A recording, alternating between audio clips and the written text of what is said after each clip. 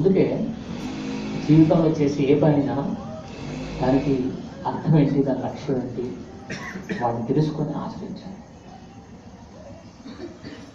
లేకపోతే we are fooling out cell, మనం మూర్ఖు చేసుకుంటాం. సో ఉగాది ఏంటి? యుగానికి ఆది. అంటే ఈ సృష్టి ప్రారంభమైన మొదటి రోజు. అంటే సరే, మొదటి రోజు ఏమిటి గొప్పతనం? ఎందుకంటే ప్రతి జీవి మళ్ళీ తను సర్దిద్దుకోవడానికి ఒక గొప్ప అవకాశం.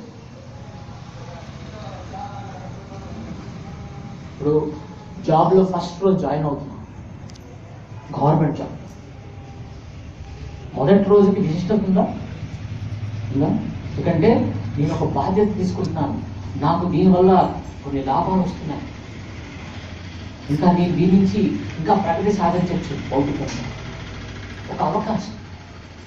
సో మొదటి రోజుకి ఒక దానికి ప్రాధాన్యత. అలాగే ఉగాది అంటే మనకి ఈ సృష్టిలో, ఎందుకంటే ఈ సృష్టి ఎప్పుడు ఉండదు, ఈ సృష్టి సగం కాలం వ్యక్తమై ఉంటుంది, సగం కాలం అవ్యక్తంగా ఉంటుంది. ఎంతకాలం అయితే అవ్యక్తంగా ఉంటుందో అంతకాలం మాత్రమే వ్యక్తమై ఉంటుంది. ఇక్కడ విషయం ఏంటంటే మనమంతా కూడా భగవంతుడి యొక్క అంశం. మమైవాంశ జీవలోకే, జీవలోకే ఈ జీవించడానికి అవకాశం ఇచ్చిన లోకంలో మమైవాంశే, భగవంతుడి యొక్క అంశం. మమ అంటే నేను, సంస్కృతంలో నా యొక్క అంశమైన ఈ జీవి ఈ లోకంలోకి వస్తాడు. మమైవాంశ జీవలోకే జీవభూత సనాతనం. అయితే ఇక్కడికి వస్తూ పోతుంటాడు, కానీ ఆయన మాత్రం శాశ్వతం, సనాతనం. మనమంతా సనాతనం, మనం ఎల్లప్పుడూ ఉంటాం, మన అస్తిత్వం ఎప్పుడూ నశించిపోదు. కానీ ఈ జగత్తులో మనం వస్తుంటాం పోతుంటాం, కానీ మన అస్తిత్వం నాశనం కావాలి. ఈ జగత్తుకు వచ్చినప్పుడు మన అస్తిత్వం ఒక రకంగా ఉంటుంది, మళ్ళీ చనిపోయినప్పుడు ఇంకో రకంగా ఉంటుంది. సో మనం తెలుసుకోవాల్సిన విషయం, ఎప్పుడైతే ఈ జగత్ అంతా కూడా సృష్టించబడుతుందో, వ్యక్తం అవుతుందో, అప్పుడు అక్కడ జీవులు ఎవరైతే ఉన్నారో భగవంతుడిని ద్వేషించి ఆయన్ని తిరస్కరించి వచ్చిన వాళ్ళ జీవులందరికీ మళ్ళీ ఇక్కడ కర్మ చేసుకునే అవకాశం, కర్మను అనుభవించే అవకాశం. అది యుగాది. మామూలు విషయమా? అది చేసే అవకాశం దొరికింది, కర్మ చేయాలి. సో అట్లాగే ఇది ఎందుకు గొప్ప విశిష్టత ఏంటి?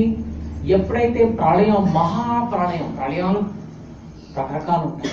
మహాప్రళయం అంటే ఈ మొత్తం సృష్టి నాశనం అయిపోతుంది, మళ్ళీ ఇదంతగా అయిపోతే వ్యక్తమైందో అంత గ్యాప్, అంత సమయంలో అది అవ్యక్తంగానే ఉంచిపోతుంది. అప్పుడు జీవులంతా ఏమవ్వాలి? అవకాశం దొరకలేదు, అంతగా కూర్చుంటారు.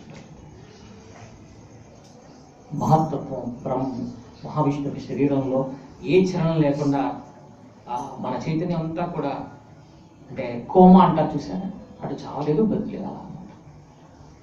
ఎంతకాలం? చాలా కాలం. అంటే బ్రహ్మ పుట్టి చనిపోయే వరకు ఈ సృష్టి ఉంటుంది. బ్రహ్మకు కూడా పుట్టుకుంటుంది, ఆయన కూడా భావిస్తారు. ఈ గ్యాప్ మధ్యలో ఈ సృష్టి ఉంటుంది. తర్వాత బ్రహ్మ చనిపోయాడు, క్లోజ్. ఇదంతా మహావిష్ణు యొక్క శ్వాస, ఉచ్ఛ్వాస నిశ్వాస, ఇన్హేల్ ఎక్సేల్ సృష్టి వచ్చేసింది.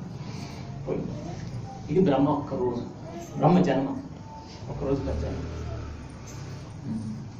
సో మనం భగవంతుడికి నేను దేవుడు అంటారు, అసలు అర్థం చేసుకో. దేవుడు అంటే శ్వాస ఏంటో, ఆయన శ్వాస ఏంటో నువ్వేంటి. కళ్ళు అంటారు దేవుడి పాపం, దేవుడనే స్థానానికి మొత్తం వస్తాను, అర్థం చేసుకోవాలి. సో మనకి ఈ జగత్తులో మళ్ళీ అంటే బ్రహ్మ ఒక్కరోజు ఏంటి,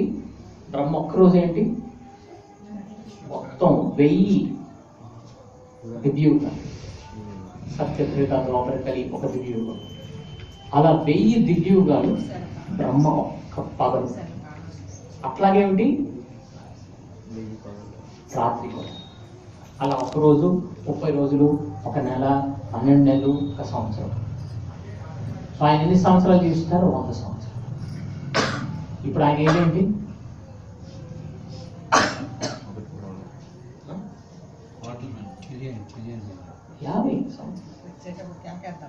50 సంవత్సరాలు.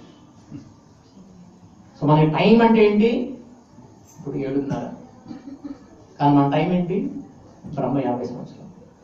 సో టైం చూస్తుంటే నాకు స్కేల్ అది ఎక్కడో చెప్పచ్చు, ఇక్కడ కూడా చెప్పచ్చు. అది సంకల్పంలో వాళ్ళు చెప్తారు.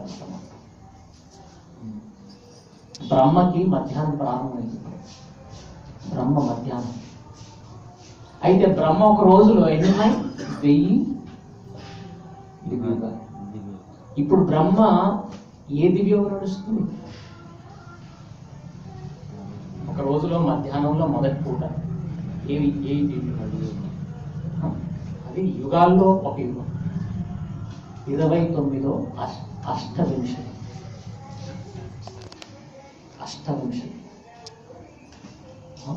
ఈ అష్టవింశతి ఈ సైకిల్ అన్నమాట. సో ఎన్ని సైకిల్స్ ఉన్నాయి? 1000 మైనస్ 28 సైకిల్స్ ఉన్నాయి ఈ రోజు అయిపోవడానికి. సో మనకి ఇప్పుడు బ్రహ్మ ఏంటి? బ్రహ్మ చనిపోతే ఈ సృష్టి అంతా క్లోజ్. అది క్లోజ్ అయినాక ఏంటి అంటే బ్రహ్మ 50 సంవత్సరాలు, ఇంకొక 50 సంవత్సరాలు జీవిస్తారు.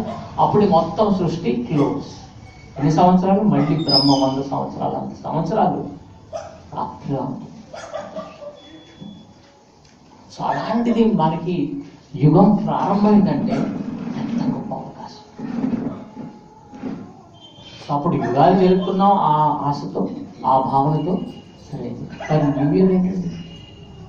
January 1st.